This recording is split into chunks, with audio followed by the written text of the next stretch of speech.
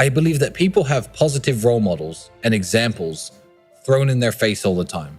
I feel like to sit back and say, oh, well, you know, I'm just a video game porn addicted playing, you know, guy with no muscles and no physique and no physicality. Oh, well, it's because I haven't got a positive role model. I feel like today isn't an excuse. I feel like that every single second that you're scrolling on your phone or looking at Instagram, etc., there are dudes out there, you know, even so much as selling little coaching calls or courses, or, you know, who you'd want to be like. But it's easy. It's easier to sit around and play video games and masturbate than it is to get the money to buy real supercars and seduce beautiful women in the real world. It is much easier. And because it's easier, I feel like a lot of people don't want to weigh out. So I don't need to give them advice. I feel like the advice is out there. If you're watching this and that describes you, good. At least you're listening to people with a healthy mindset who maybe can inspire you a little bit to try to be like that. But the type of person who really needs this advice and isn't going to get it is never going to watch this podcast. They're not going to look at the photo of you there with your shoulders, etc., standing next to me with all my whatever car I'm next to and think, I'm going to listen to these two. So those people aren't watching. So we don't need to worry about them, you know? Just let them, you know, flip our burgers and cook our meals. Okay, you can let this destroy you, which is an option, and people do this all the time, drink themselves to death, I don't know, start cutting themselves, whatever stuff people do to cope with difficult situations. Or you can work 18 hours a day, not let anything distract you, and stay focused on the mission, so that way you have less time to think about it, and you could be sad while you're working. You could be a sad winner or a sad loser. So go and win every day. If you can't watch people like us, if you're watching this podcast and think I need to do something and you're a procrastinator, good. I don't care. Have fun staying broke. Because like you said, I need someone to wash my cars. I need people like you. So not everyone can make it to the top, and there's no help for those people who can't motivate themselves. If you can't pay your bills, you know, it's hard to pay your rent, you're eating the crappiest food, you're driving the crappiest car, all the beautiful women in the world don't look at you, you can't afford any nice clothing, and you're sitting around thinking, oh, well, you know, just a few more hours playing Fortnite, then that's your station in life, and enjoy it. Make life hard for yourself, because no one else is going to do it. No one else. I'm certainly not going to come into your room at 7:30 and kick your door down and say, I don't know what your name is, Steven from Los Angeles, it's time to get your life in order. Let's get up. Let's hit the gym. You're not going to, I don't care about you. No one cares about you that much. You should care about yourself that much. And just don't fall into the trap of enjoying it too much and enjoying the pleasure too much. Make room in your life for the discomfort. When you're looking at a chessboard, sometimes you have to sacrifice pieces to continue your position going well. Before you want to go to university, if you don't know what you're doing, go to the faculty car park. Go to the parking lot of your university where the teachers park and look what they're driving. You won't see one car that you'll ever want, ever. So these are the people who are teaching you. These are the people who you're listening to.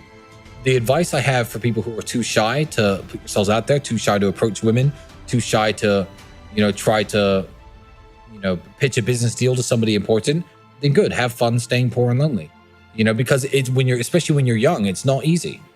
And it does take some balls, but just go and do it anyway. You know, the worst that people can do is say no. My brother went to Slovakia. Well, we were both in Slovakia, but I came home one day before because my holiday pay had run out and I had to go to work. So he calls me and said, something amazing's happened. I won some money in the casino. I'm like, really? How much? He said, 5,000 euros. I'm like, fucking good. We need to pay the rent. We got these payments to make on the car insurance and we need the money. Good. Take that 5,000 euro. Don't go back to the casino. He comes home. I said, where's the cash? He goes, I don't have any cash. I bought this watch. This watch cost what back then? This is what, 10, 11 years ago? Probably 4,000 something euros. He'd spent it all on this fucking watch. And it wasn't an argument as such, but I was pissed. You know, I'm like, we need to pay the rent. We need to pay this. How can you just spend it all on a watch? What's that watch going to do for you? And you said to me, we'll make more money. Don't worry, we'll make more money. So we had our little argument, you know, and got on with life. And I completely forgot about that small falling out until it's about 6 years ago now, or about 6 years ago. I was 24, you were 25. And we had indeed made more money. And we were walking through Westfield Shopping Center and you bought your Hublot watch. You saw it for sale. It was 12,900 British pounds. And you said, I like that watch. I said, okay, go get the watch. You walk to the shop, you use the card, you get the watch. And then you take this one off. and you give it to me and you said, Tristan, do you remember when I said we'd make more money? And I was like, you motherfucker. We did. And one of the most telling points of mine and Andrew's life is at the time he was just fighting. He was training, fighting, bringing in some money that way. I got paid almost peanuts for my fights because I was a much lower level, but I was working. I was working as a salesperson for a company that sold conservatory roof insulation. Okay. Nonsense job. I was bringing home at the time. Yeah, it's in the UK. Okay. In the UK. The company was based in Milton Keynes. Okay. And I was making between 1,000 and 1,500 British pounds every week. Okay. I was the company's top salesman. I was working 7 days a week, 12 hours a day. And one of the most telling points in my life, in mine and Andrew's, I guess, origin story, is Andrew turned around to me one day when I got home and he said, you know, bro, I'm just going to start selling for insulated conservatories. I'm going to get your job. We'll combine our money. We'll be on £3,000 a week. It's not bad. I looked at him in the eye. I said, Andrew, you can't do that. You can't accept that job. You can't come work for my company, because once you do, then that's who we're going to be. You've got to think of something better. You do your training, you do your fighting, you're exhausted all day. Take the time, spend the day thinking, researching, and find something better. I'm going to go and make the money. I'm going to make sure that our heads stay above water. And that's one of the most important decisions we ever made. Let me tell you guys a true story. I was 21 years of age. This is not long ago. 21 years of age. Yesterday was my birthday. And me and Andrew, what did we eat on my birthday? KFC. Why did we eat KFC? Because when I was 21, me and Andrew used to have no food. I used to drive my broken Volkswagen Golf to the KFC restaurant in Dunstable, United Kingdom. And I used to sit in my car. And you couldn't ever eat anyone's leftover food if they ever had their mouth on it. But at KFC, they used to buy buckets. And I would sit and wait for people to sit outside, eat their meal, and leave the bucket on the table. And I used to go and take that bucket, 3 or 4 pieces of chicken. And I used to collect 20, 30, 40 pieces of chicken that were perfectly fine left in the buckets. And I used to go home and I used to freeze that chicken. And me and Andrew would break it up, put it in our rice. And that was our meal. That's what sustained us for that hard year. That year we had when I was 21 and you were 22. That's how broke we were. I used to scavenge chicken from KFC because I thought, fuck it, I'm not dying and I'm not losing my kickboxing fights because I don't have enough protein. What am I going to do to make it through the day? That's how broke I was. And that's a sad story if you never make it out. To me, that's a happy story. That's a story of triumph.